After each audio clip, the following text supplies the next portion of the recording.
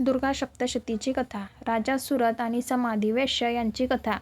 पूर्वी राजा सुरत नावाचा एक धर्मी राजा होता. काही शत्रूंनी त्याचे राज्य काढून घेतले. दुःखी झालेला राजा जंगलात गेला. तिथे त्याला समाधी वैश्य नावाचा एक व्यापारी भेटला. त्यालाही त्याच्या कुटुंबाने घरातून हाकलून दिले होते. दोघेही दुःखी होऊन मेध ऋषी यांच्या आश्रमात गेले. त्यांनी विचारले, आम्हाला ज्यांनी त्रास दिला त्यांच्याबद्दलही आमच्या मनात माया का आहे? तेव्हा मेध ऋषींनी त्यांना देवीची महान कथा सांगितली. तीच दुर्गा सप्तशती. कैटभाचा वध.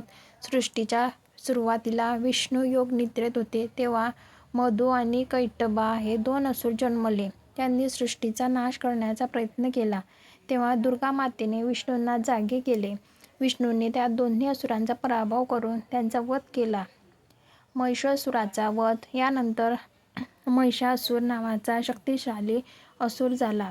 त्याने देवांवर विजय मिळवून स्वर्गावर राज्य केले.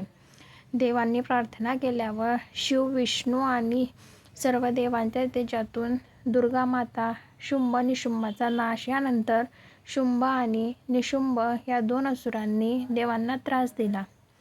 देवीने विविध रूपे धारण केली. त्यात काली आणि चामुंडा यांसारख्या शक्ती प्रकट झाल्या. मोठ्या युद्धानंतर देवीने शुंभ आणि निशुंभ यांचा पराभव करून धर्माचे रक्षण केले.